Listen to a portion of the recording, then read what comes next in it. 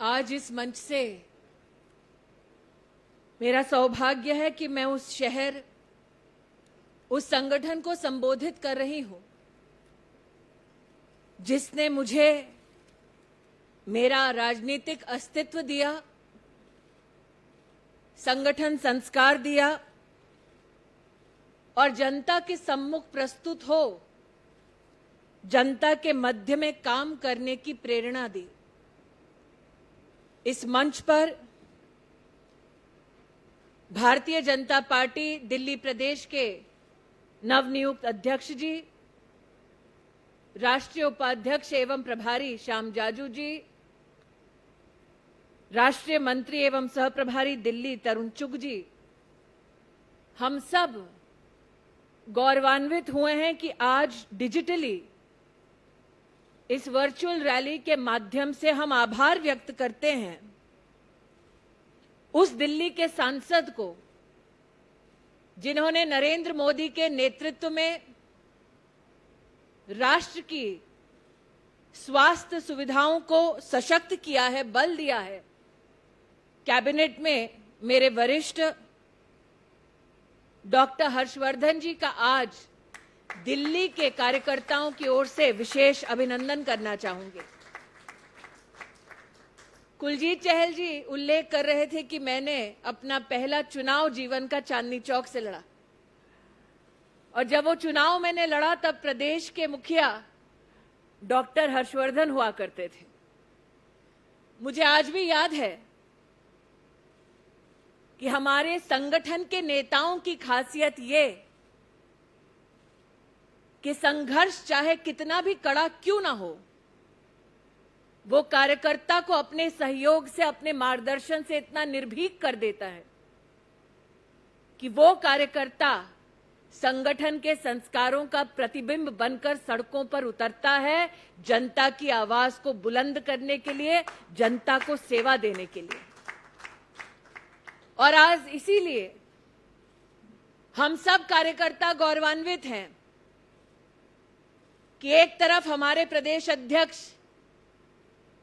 इस व्यथा को व्यक्त करते हैं कि प्रदेश के मुख्यमंत्री अब तक चार दीवारी से बाहर नहीं निकले, लेकिन कर्मठता का प्रमाण देते हुए भारतीय जनता पार्टी दिल्ली प्रदेश का कार्यकर्ता सीना तान कर कह सकता है कि देश का स्वास्थ्य मंत्री, दिल्ली का सांसद डॉक्टर हर्षवर्धन 8 अस्पतालों का दौरा कर चुके हैं, दिल्ली में क्वारंटाइन कैंप्स का दौरा कर चुके हैं और कोविड केयर सेंटर्स का दौरा कर चुके हैं ताकि वो अपने कर्तव्य का निर्वाह कर सके। आज इस वर्चुअल रैली के माध्यम से केंद्र और प्रदेश में हमारे वरिष्ठ नेता अनिल जैन जी, हमारे वरिष्ठ सांसद एवं विधायक और पार्षद जुड़े हैं, लेकिन संग ही आज इस संवाद की श्रृंखला में जुड़ा है वो कार्यकर्ता जो निडर होकर भी इन विषम परिस्थितियों में किसी गली मोहल्ले में फीड द नीडी कार्यक्रम के अंतर्गत गरीब से गरीब जनमानस तक अपनी सेवाएं पहुंचा रहा है।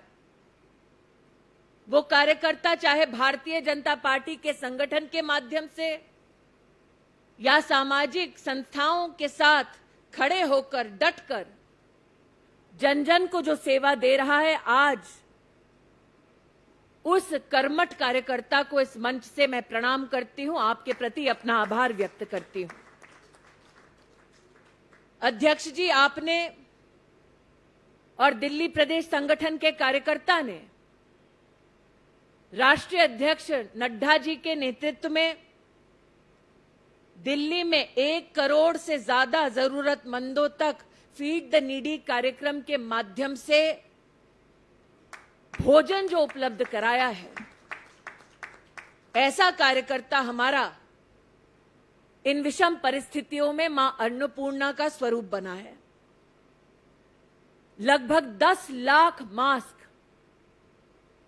मात्र देश की राजधानी में भारतीय जनता पार्टी के कार्यकर्ता ने सेवा बस्तियों में गरीबों के बीच में बांटा।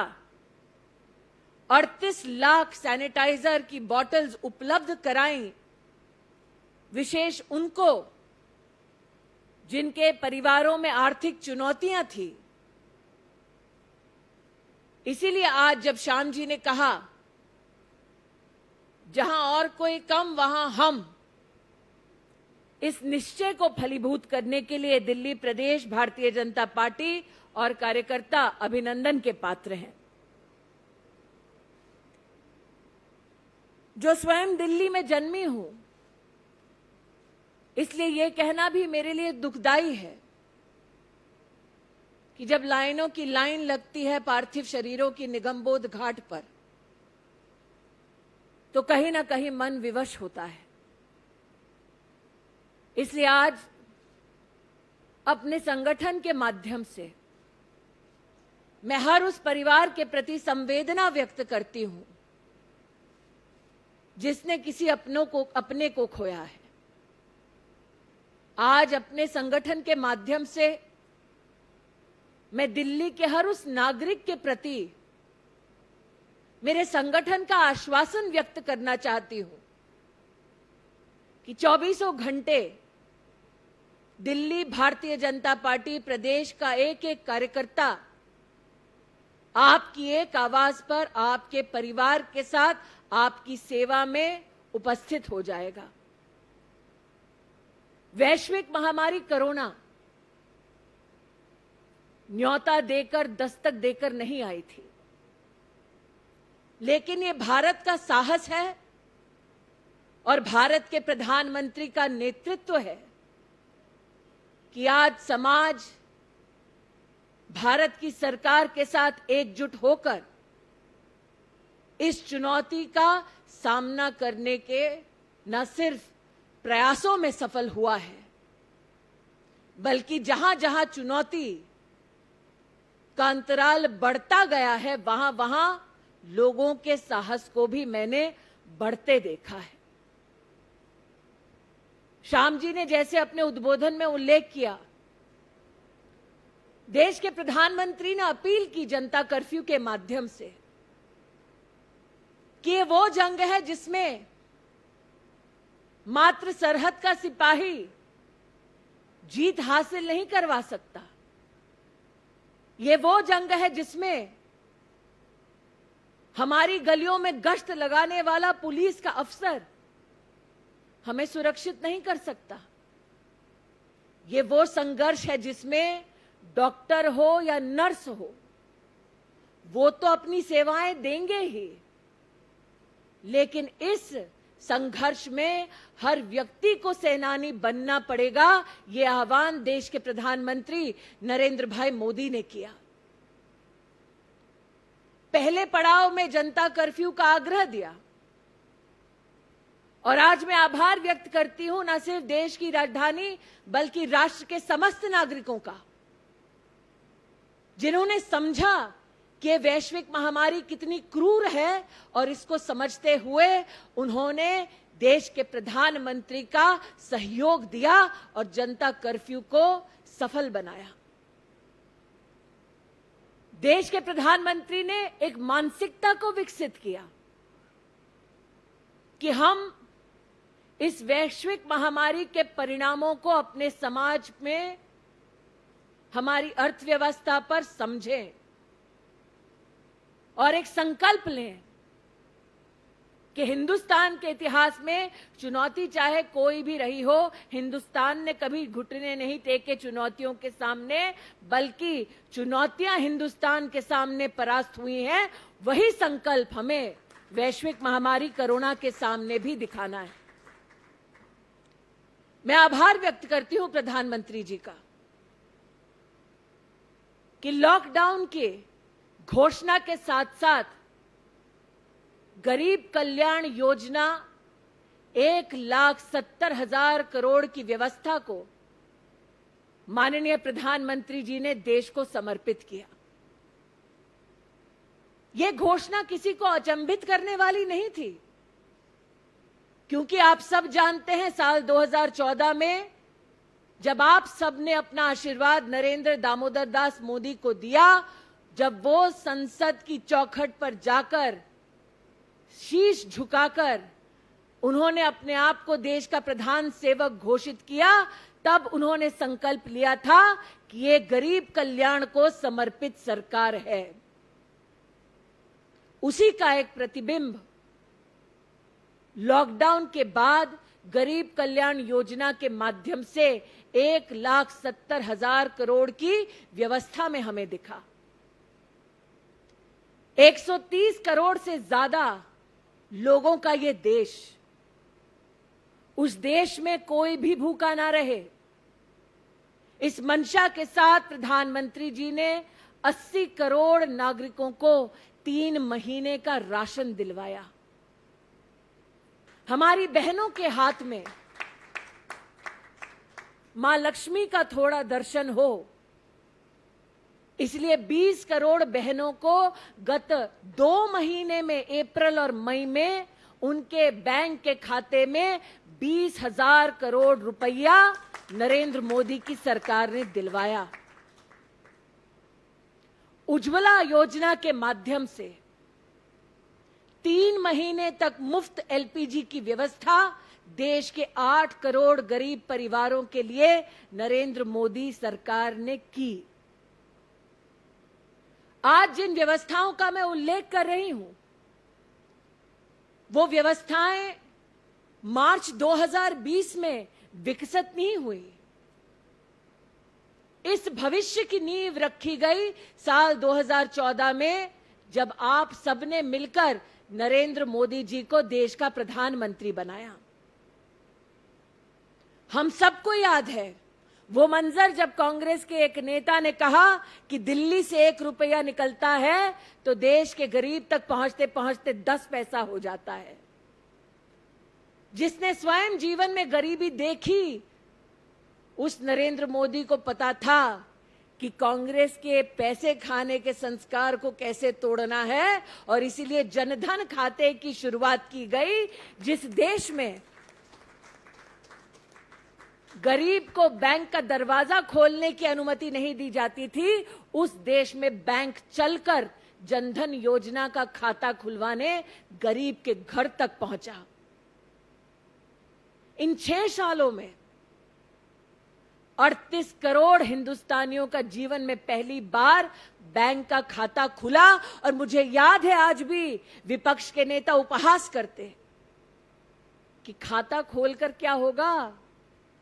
आज मैं कहना चाहती हूं, पूछे उन 20 करोड़ गरीब बहनों से जिनको मात्र इन 2 महीने में 20,000 करोड़ रुपया मिला है। भारत की तिजोरी से जो रुपया निकला सीधा उन गरीब बहनों के खाते में गया। आज अगर हम बात करते हैं इस वर्चुअल रैली की, तो मुझे याद है जब आह्वान दिया प्रधानमंत्री जी ने डिजिटल इंडिया का, तब कुछ लोगों ने कहा था कि डिजिटल इंडिया की बात करते हो, भारत में तो अभी भी ऑप्टिकल फाइबर कनेक्शन की चुनौती है। और आज ये वर्चुअल रैली अपने आप में इस बात का प्रतीक है कि वो आह्वान मात्र आह्वान बनकर नहीं रहा। आज डिजिटल भारत का जो सपना देखा था, उसको साकार करने का एक पृष्ठ भारतीय जनता पार्टी दिल्ली प्रदेश ने भी इस वर्चुअल रैली के माध्यम से उदाहरण हेतु राष्ट्र के सामने प्रस्तुत किया है। इस लॉकडाउन में, जैसे श्याम जी ने कहा, राजनीतिक दल की यह हकीकत है कि संपर्क और संवाद ही हमारी रीढ़ की हड्डी है। और कठिन होता है ऐसी विषम परिस्थितियों में जनता जनार्दन से रूबरू होकर कम से कम ढांढस बनाते हुए उनके पीठ पर हाथ न रखना, बहन को हाथ थाम कर ना उसकी मदद कर पाना थोड़ी बहुत चुनौती होती है। लेकिन ऐसे चुनौती भरे वातावरण में डिजिटली व्यवस्थाओं को सुदृढ़ करने की वजह से आज कई ऐसी व्यवस्थाएं हैं जिनका सफल उदाहरण मैं दे सकती हूं। हमारे देश में सगर्भा माताएं अस्पताल में जाकर अपने बच्चे को जन्म दें, यह राष्ट्र की 6 दशक पुरानी चुनौती रही है।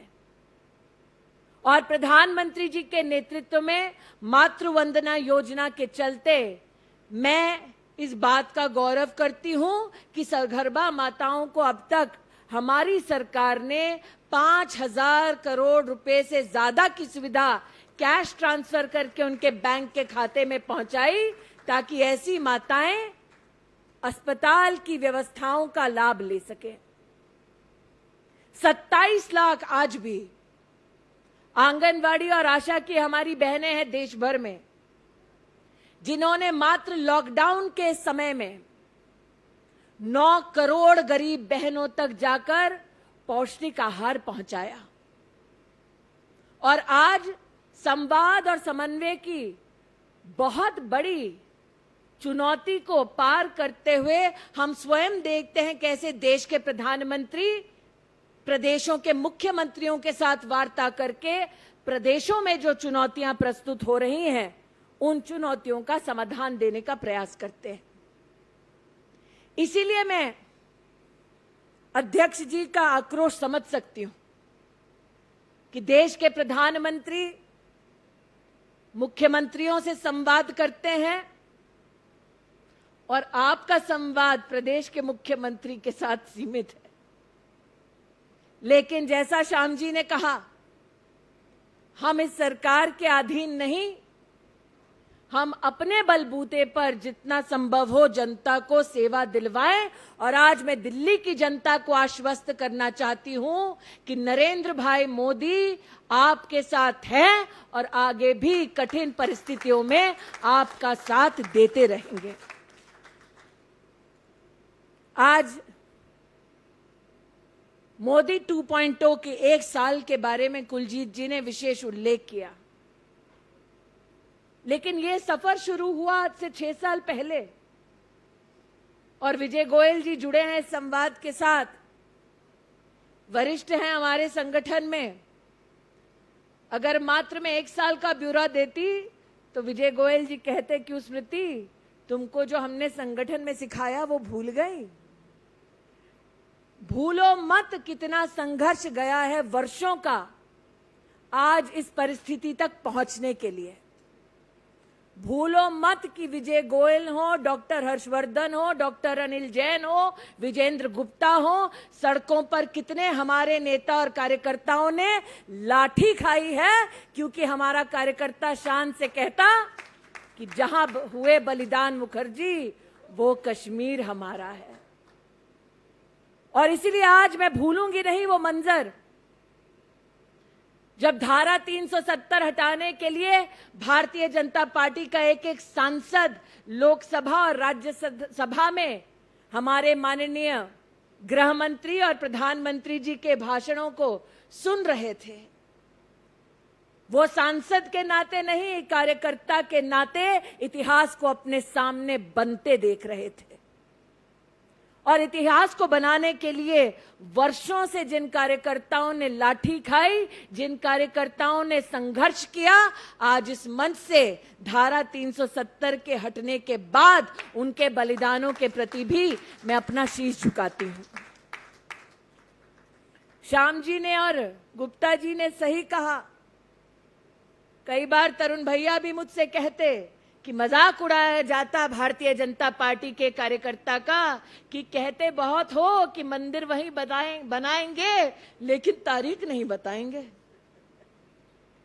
और जहर का ये घूंट भाजपा का कार्यकर्ता पी लेता, क्योंकि हम जानते कि ये विषय देश की कोर्ट में लंबित है। संवैधानिक मर्यादा में रहने के बावजूद आज जब मर्यादा पुरुषोत्तम राम के नाम को समर्पित एक भव्य मंदिर के निर्माण की व्यवस्था को हम अपने सामने साक्षात देखते हैं, तो एक पल उस संघर्ष में भी जिन लोगों ने बलिदान दिया, जिन लोगों ने लाठियां खाई, जिन लोगों ने परिश्रम किया उनको भी अभिनंदन देते हैं। लेकिन एक विशेष आभार जनता जनार्दन को कि सामाजिक समरसता बनाकर यह सपना साकार हुआ है। नरेंद्र भाई मोदी ने जब शपथ ली तो कहा कि मेरा धर्म भारत का संविधान है, और उस संविधान को, उस देश को जब जब चुनौती का सामना करना पड़ा, तब तब हर चुनौती पर समाधान देने के लिए तत्पर रहे हैं हमारे देश के प्रधानमंत्री। मैंने कई वर्ष चांदनी चौक में हर्षवर्धन जी, विजय गोयल जी और ओपी भी शायद आज जुड़े हुए हैं, ओम प्रकाश जी, उनके साथ चांदनी चौक में बिताए। और जब ये सारे बड़े चांदनी चौक में अथवा दिल्ली में मुस्लिम बहनों के साथ हम लोग वार्ता करते, तो वो कभी ये नहीं स्वीकार करते कि 3 तलाक का कानून उनके लिए हकीकत बन पाएगा। और आज वो न्याय जो हमने इन बहनों को दिलवाने में सफलता हासिल की है, उस सफलता के लिए, उस अन्याय को मिटाने के लिए और मुस्लिम बहनों को सम्मान दिलवाने के लिए, कुप्रथा को खत्म करने के लिए नरेंद्र मोदी जी का मैं चांदनी चौक भारतीय जनता पार्टी की पूर्व कैंडिडेट होने के नाते विशेष आभार व्यक्त करती हूं। लेकिन कई ऐसी चुनौतियां हैं जिन्हें वर्षों वर्ष हमने देखा और समाधान की आशा में हमने संघर्ष भरे दिन बिताए। एक चुनौती बिजली की। आज एक पत्रकार के माध्यम से ज्ञात हुआ है कि इस वर्चुअल रैली को दिल्ली के हर एक नागरिक तक पहुंचाने की व्यवस्था में यमुना पार भी एक गांव में ऐसी व्यवस्था की गई है जिस गांव में वर्षों से बिजली की समस्या थी। जब नरेंद्र मोदी को आप सबने आशीर्वाद देकर देश का प्रधानमंत्री बनाया, उन्होंने संकल्प लिया कि हर घर तक बिजली हम पहुंचाएंगे। 2.5 करोड़ परिवारों को जीवन में पहली बार बिजली का कनेक्शन इन 6 सालों में मिला है, उनके घर में उजाला हुआ है। उसके लिए अभिनंदन, नरेंद्र मोदी जी का आभार। और आशा करती हूं कि वो प्रदेश की सरकार जो किसी ना किसी अखबार में अपना इश्तिहार देकर अपनी राजनीति को रोशन करते हैं, वो यमुना पार उस गांव की भी बिजली की समस्या का निवारण करेंगे। सही किया प्रदेश अध्यक्ष जी ने। अनाधिकृत कॉलोनियों की समस्या तो वर्षों वर्ष से एक राजनीतिक मुद्दा बनी हुई थी, लेकिन नरेंद्र भाई मोदी ने उसे सामाजिक मुद्दे के ढांचे में स्वीकार करते हुए बिना राजनीति के, राष्ट्रनीति के संकल्प के साथ उसका समाधान दिया। दिल्ली के सभी नागरिकों को, विशेष उन अनाधिकृत कॉलोनी में रहने वाले नागरिकों को मेरी ओर से अभिनंदन है। आजादी के 70 साल बाद भी दूषित पानी कई परिवारों के लिए एक चुनौती है, और प्रधानमंत्री जी का संकल्प है कि हर घर तक नल हम पहुंचाएंगे और 25 करोड़ परिवारों को पाइप से पानी दिलवाएंगे। इसलिए आज मैं दिल्ली में, देश में, चाहे वो घर की व्यवस्था हो, चाहे वो जल की व्यवस्था हो, अथवा 20 लाख करोड़ के पैकेज की घोषणा के माध्यम से राष्ट्र को आत्मनिर्भर बनाने का मोदी जी का संकल्प हो, इस राष्ट्र यज्ञ में सबको आह्वान करती हूं कि आप मोदी जी के नेतृत्व में अपना सहयोग दें, अपना आशीर्वाद दें। इस लॉकडाउन और कोविड की महामारी के वक्त में 2-3 विशेष बातें आपसे कहना चाहूंगी। हमारे कुछ नौजवान सांसद भी आज इस वार्ता से जुड़े हैं।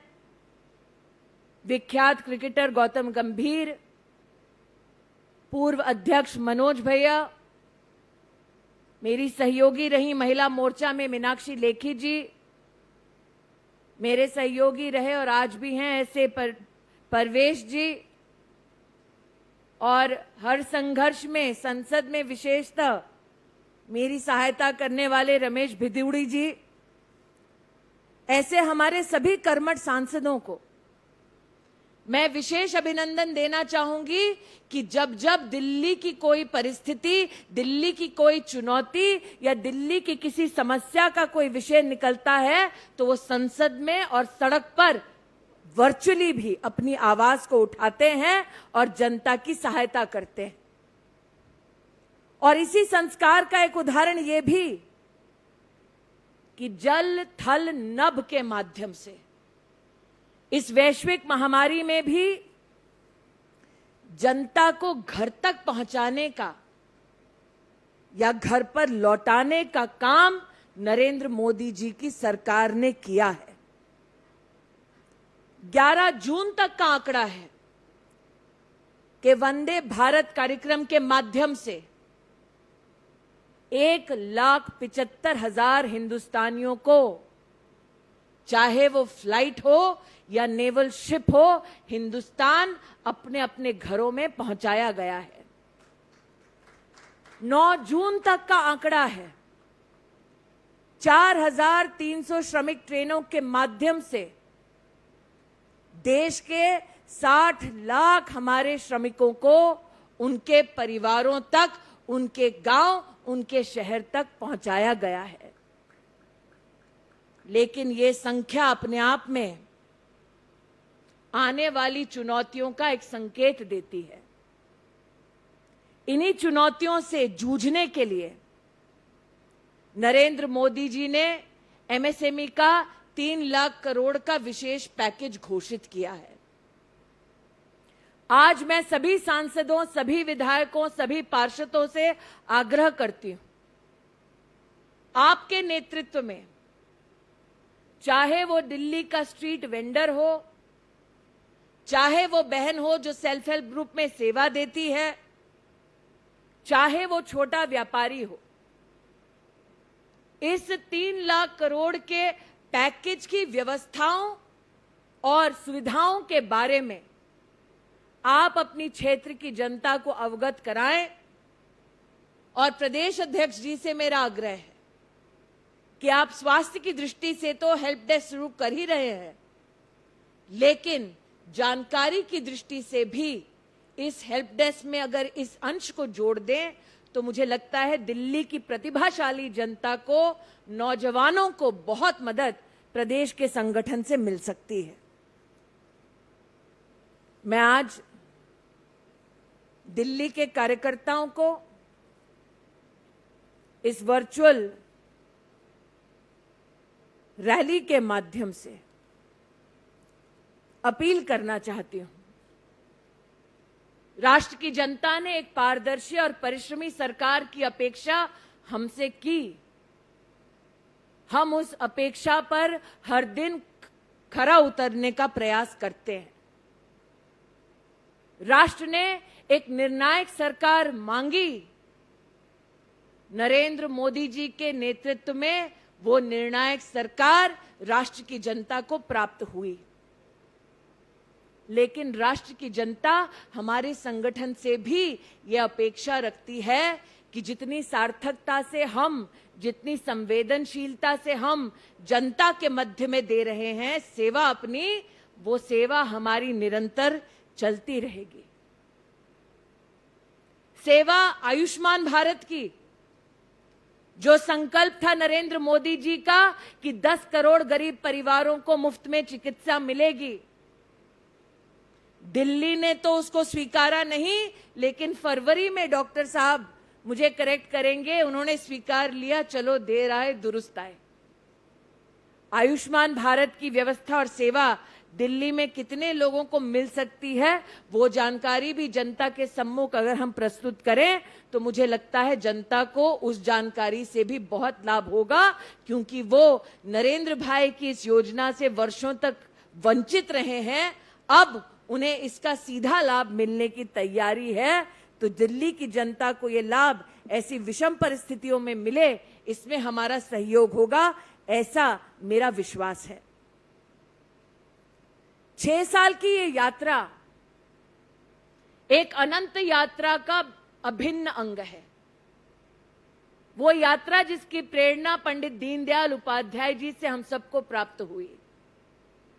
वो यात्रा जिसका संस्कार ये कहता है कि जब तक अंतिम पंक्ति में खड़ा अंतिम व्यक्ति विकास की प्राप्ति ना कर ले, तब तक हमारा कार्य शेष है। और इस यात्रा में ये 6 साल शुरू का संघर्ष है। नरेंद्र मोदी जी ने अक्सर कहा है कि 70 साल रास्तों पर कई गड्ढे छोड़े गए हैं। ये भारतीय जनता पार्टी के कार्यकर्ता का सौभाग्य है कि हम उन गड्ढों को, जिसको कभी कॉमनवेल्थ के घोटाले ने खोदा, कभी कोयले के घोटाले ने खोदा, उन गड्ढों को हम विकास के परिणामों के साथ भरें। इसलिए आज एक बार फिर हम संकल्पित हों कि जो यात्रा की शुरुआत सबके साथ से हुई, जिस यात्रा का दूसरा चरण सबके विश्वास के साथ लिखा गया, ये यात्रा तब तक समाप्त नहीं होगी जब तक सबका विकास संभव नहीं हो जाएगा। इस देश में, देश की राजधानी में, इस अनंत यात्रा के सभी यात्रियों को, देश के और दिल्ली के सभी कार्यकर्ताओं को निर्भीक होकर सेवा देने के लिए एक बार फिर मैं आभार व्यक्त करती हूं। उनकी अनुपस्थिति में हमारे राष्ट्रीय अध्यक्ष नड्डा जी, पूर्व अध्यक्ष अमित भाई को अभिनंदन देती हूं कि हमारी प्रदेश की इकाइयों के माध्यम से इस प्रकार के अनोखे संवाद की जो शुरुआत की है, वो निसंकोच हर घर तक हमारे प्रयासों को, हमारी प्रतिबद्धता को पहुंचाएगा। एक बार फिर इस कोरोना वैश्विक महामारी से जूझने के लिए, इस संघर्ष के समय में कंधे से कंधा मिलाकर नरेंद्र मोदी और भारतीय जनता पार्टी के साथ खड़े होने के लिए दिल्ली के नागरिक और सामाजिक संस्थाओं को विशेष रूप से अपनी ओर से आभार व्यक्त करती हूं। जय हिंद, जय भारत।